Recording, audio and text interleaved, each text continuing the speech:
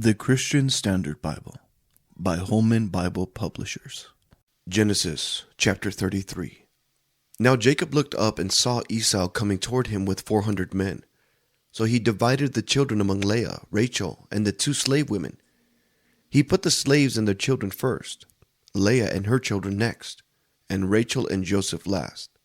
He himself went on ahead and bowed to the ground 7 times until he approached his brother. But Esau ran to meet him, hugged him, threw his arms around him, and kissed him. Then they wept. When Esau looked up and saw the women and children, he asked, "Who are these with you?" He answered, "The children God has graciously given your servant." Then the slaves and their children approached him and bowed down. Leah and her children also approached and bowed down.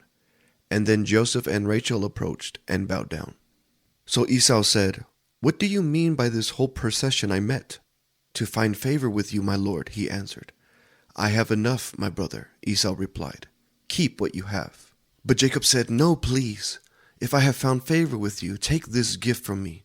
For indeed I have seen your face, and it is like seeing God's face, since you have accepted me.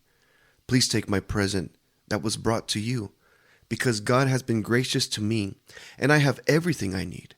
So Jacob urged him until he accepted it.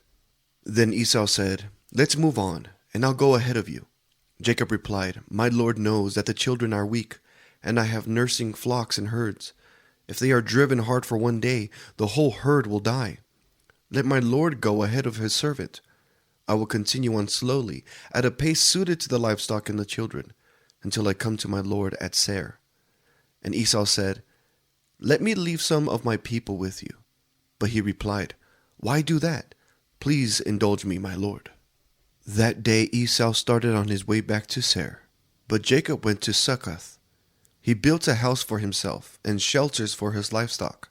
That is why the place was called Succoth. After Jacob came from Padan Aram, he arrived safely at Shechem in the land of Canaan and camped in front of the city. He purchased a section of the field where he had pitched his tent from the sons of Hamor, Shechem's father, for 100 pieces of silver. And he set up an altar there and called it God, the God of Israel.